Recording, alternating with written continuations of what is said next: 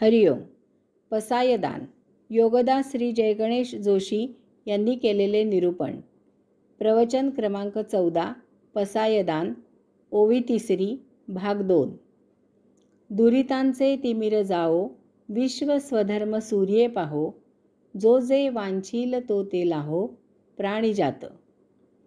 दुरितांचे तिमिर जाओ हा पहिला चरणाचा उर्वरित भाग आता आपण पाहू. दुरित म्हणजे दूर गेलेले, दूर झालेले, दूर केले गेलेले, दूर फेकले गेलेले लोक. काहीजण जीवनाच्या मूळ प्रवाहापासून अनेकविध कारणाने दूर फेकले गेलेले असतात. त्यामुळे त्याला अनुसरून ते त्यांच्या त्यांच्या रीतीने पद्धतीने आयुष्य जगत असतात. अर्थातच यात आत्मेच्छेने जीवन जगले जात नाही. हाच त्यांच्या जीवनातील अंधकार असतो. यामुळे अशांना आयुष्यात दुःख, कष्ट, त्रास, पीडा, वैताग सहन करावा लागतो. अशांना जीवनाचा निकोप, निर्लेप, निर्भेळ आनंद मिळत नाही. याची अनेकविध कारणे आहेत. त्यांचे आता आपण निरूपण करू. संचित. मूलतः प्रत्येकाचे संचित भिन्न भिन्न असते. त्याप्रमाणे जो तो आयुष्य जगत असतो. यामुळे मुळातच समाजातील लोक अनेक स्तरावर आयुष्य जगत असतात.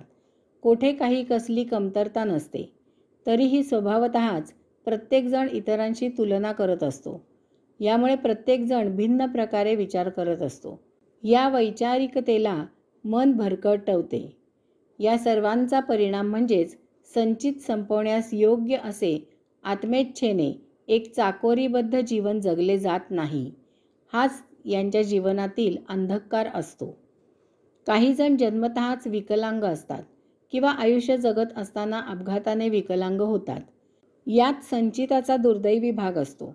अशांना मनुष्येतर प्राण्यांपेक्षाही महाभयावह असे आयुष्य जगावे लागते. हाच त्यांच्या जीवनातील अंधकार असतो. 2. परित्यक्ता. काही दुर्दैवी जीव अंधश्रद्धेचे बळी होतात. त्यांना देवदास देवदासी म्हणून देवाला वाहिले जाते. अशा पुरुषांच्या कमनशिबी गुलामगिरी आणि स्त्रियांच्या कमनशिबी शरीर विक्री, पुरुषांची हवस येते. हाच यांच्या जीवनातील अंधकार असतो. यात त्या जीवांचा काहीही दोष नसतो. जन्मदात्यांनी नवस बोललेला असतो किंवा असेच काही विचित्र कारण असते. जन्मदातेच वैरी होतात. काही स्त्रिया पुरुषी मुजोरीच्या बळी होतात. नवरा रोज दारू पिऊन येतो. त्या नशेत शारीरिक हाल, भांडण, मारझोड करतो. दारूला पैसे नसले की स्त्रीधन विकतो. तिला माहेरून पैसे आणायला लावतो. ते संपले की तिला मिळेल ते आणि मिळेल तेथे काम करायला भाग पाडतो. कामावर तिला त्रास झाला तर त्याकडे साफ दुर्लक्ष करतो. ती आजारी झाली तर तिची पर्वा करत नाही, दुर्लक्ष करतो. परंतु स्वतःची मात्र सेवा करून घेतो. काही महाभाग मुलगी झाली म्हणून स्त्रीला त्या मुलीसह माहेरी हाकलून देतात. हाच त्यांच्या जीवनातील अंधकार असतो. 3. आढ्यता. समाजातील राहणीमानातील फरकामुळे काही जणांचा वैचारिक गोंधळ होतो. आपल्याला मिळावे असे वाटणारे आपल्याला मिळत नाही आणि त्याचवेळी ते इतरांना मिळालेले असते. यामुळे न मिळालेल्यांच्या मनात मत्सर, आढ्यता, असूया, द्वेष, तिरस्कार निर्माण होतो. स्वतःबद्दल न्यूनगंड वाटू लागतो. असे लोक वरवर आमचे काय, हे असेच चालायचे असे म्हणतात, परंतु आतून समाजापासून फटकून असतात. आढ्यतेमुळे मितभाषी एकलकोंडे होतात. मनात अढी धरून कुढत बसतात. मनोरुग्ण होतात. हाच त्यांच्या जीवनातील अंधकार असतो. 4. धर्मांधता. धर्म याचा सत्यार्थ न समजल्यामुळे धर्मांधता निर्माण होते. काही ठराविक लोकांच्या बौद्धिक कुवतीनुसार त्यांच्या शिकवणुकीतून किंवा अशांच्या संकुचित विचारामधून चुकीच्या परंपरा, प्रथा, रूढी, चालीरीती प्रचलित होतात आणि याच्या विरुद्ध आचरण करणे म्हणजे धर्माच्या विरुद्ध वागणे असा गैरसमज पसरवला जातो. यामुळे अनेक जण उपेक्षित राहतात आणि समाजापासून दूर फेकले जातात. त्या बिचारांना त्यांचे जीवन जगायला मिळत नाही. या अशा तथाकथित धर्माचा पगडा इतका महाजबर असतो की त्याविरुद्ध ब्रही काढायची सामान्य जनांची हिंमत नसते. ते बिचारे मानाखाली घालून मुकाट्याने आयुष्य ढकलत असतात. हाच त्यांच्या जीवनातील अंधकार असतो. 5. तथाकथित ज्ञानी पंडित विद्वान. काही जण स्वतःला महाज्ञानी, पंडित, विद्वान, पहुँचे हुए वगैरे समजत असतात. ढोंग सजवत समाजात हिंडत असतात. अशांचा त्यांच्या स्वतःबद्दलच्या गैरसमजाला सीमा नसते. वास्तवात ते सर्वज्ञ म्हणजे सर्वात अज्ञ असतात. ते उगीचच चौकोनी चेहरा करून तिरके तिरके चालत असतात. ते चारचौघात जास्त बोलत नाहीत की हसत नाहीत. आपण काहीतरी गूढ अशा विचारात ध्यान लावलेले आहे असा गंभीर चेहरा करून बसलेले असतात. त्यांना काहीही विचारा, ते उत्तर म्हणून देत नाहीत. अत्यंत गंभीर चेहरा करून सांगतात, या एकदा, नंतर सांगतो. आपण विचारावे कधी येऊ, तर सांगतात, सध्या काही आठवडे जरा गडबडीत आहे, नंतर मीच तुमच्याशी संपर्क साधतो.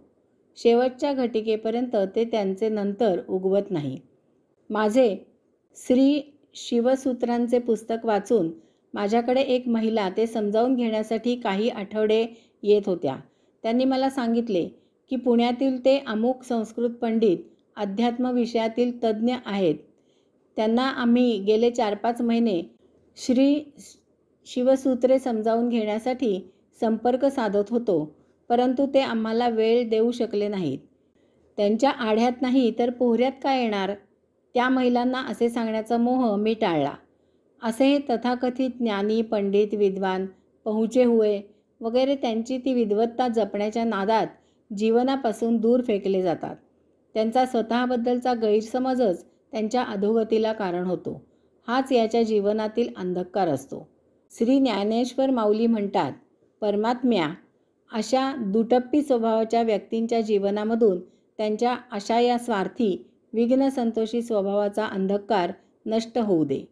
तसेच ज्यांच्या हलक्या कानाचा स्वभाव असतो त्यात सुधारणा होऊ दे. कारण काही हलक्या कानाचे असतात म्हणून अशा दुटप्पी लोकांचे फावते. दुसऱ्यांचे ऐकूनही स्वबुद्धीने वर्तन करण्याची सुबुद्धी अशांना मिळू दे. दुटप्पी लोकांना वेळीच प्रेमाने परंतु खडसावून सद्वर्तणुकीची शिकवण देण्याचे सामर्थ्य अशांच्यात येऊ दे. यांचा अशा प्रकारचा अंधकार नष्ट होऊ दे. श्री ज्ञानेश्वर माऊली म्हणतात, परमात्म्या अशा या द्विधा शतधा मनस्थिती असलेल्या माणसांच्या जीवनातील हा अंतःकरणातील अंधकार नष्ट होऊ दे. त्यांना आत्मभान येऊ दे आणि ते मुक्तीच्या सुमार्गाला मार्गस्थ होऊ देत. अशांच्या जीवनामधून हा अंधकार नष्ट व्हावा म्हणून श्री ज्ञानेश्वर माऊली पुढील चरणामध्ये परमात्म्याकडे मागणे मागत आहेत. ते आपण पुढील प्रवचनामध्ये पाहू. हरिओम.